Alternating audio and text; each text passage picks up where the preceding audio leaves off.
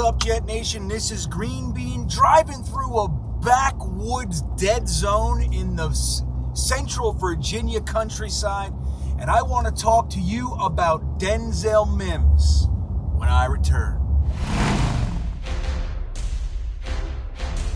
That's right, Jet Nation. This is Greenbean driving around, and I figured who better to talk to than you, Jets fans, feeling the exact same feelings that I'm feeling, maybe not drawing the same conclusions. There are quite a few different versions of what we think is going on, but one thing I think is becoming pretty clear is that this receiver that we have, a particular guy that we used a second-round pick on last year, and 99% of Jets fans were ecstatic about bringing onto the team. 6'3", 4.38 speed, super high jumping, contested catch, winning, blocking, super hands man Denzel Mims, who for some reason has had trouble getting on the field this year with our new regime. Now, we do know that he has had food poisoning, which was significantly worse than we thought. Denzel Mims said last week that he was vomiting constantly. He couldn't do anything. He was in bed, everything else. So it was pretty bad. Lost a bunch of weight, and that slowed him down. Plus, he had some, pretty slow start in practice, and that's all well and good. But first week of the season, we look like complete trash. Second half, we're coming back. Denzel Mims comes in for 3 plays. One of those plays happens to be a 40-yard reception. Now, did he do anything special on that reception? Maybe not, but he was open and he caught the ball for 40 yards, something that nobody else on the team could seem to do. So right after that, he doesn't play for a couple weeks. He was inactive for the Patriots game and week 3 as well. So we're looking at this scenario where we don't know what's happening. They keep saying he's got to learn 5 different positions before he can get on the field, all this fun stuff. But he's activated week 4, does some blocking, doesn't do any receptions, and he comes in week 5 in London for 8 plays. 8. Some of them running plays where if you look at the tape, you'll see that Denzel Mims is an exceptional blocker, takes his man out of the play every time, which is all you can ask for from a wide receiver. That's what you want. And then he happens to get 1 reception for 27 yards and another shorter reception. So out of 8 plays, he has 2 receptions for 33 yards. Did you know that Denzel Mims is number 1 in the country, in the entire NFL, for yards per completion? Yeah. Isn't that an interesting stat? Now, it doesn't mean much, but it's the truth.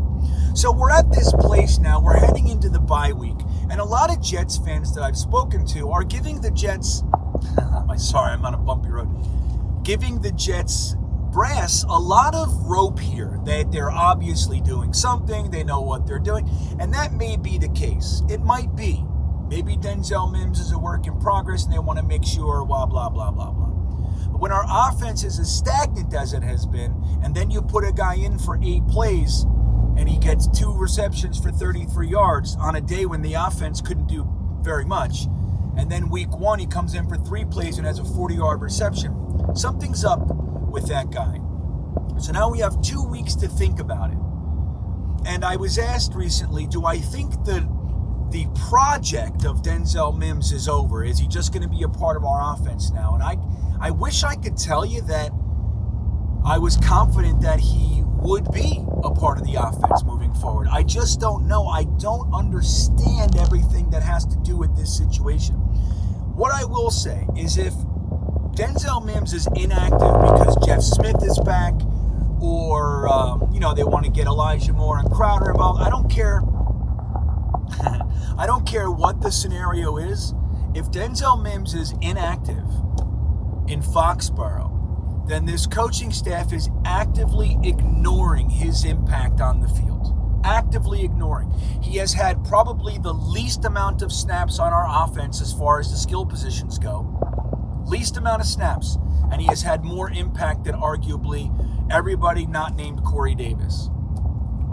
maybe Jamison Crowder as well. So I'm really hoping that Denzel Mims can be considered a part of this offense moving forward, because he's a huge target for Zach Wilson. Huge. Again, 6'3", has really long arms, great vertical, high points to ball, all the things you want in a wide receiver.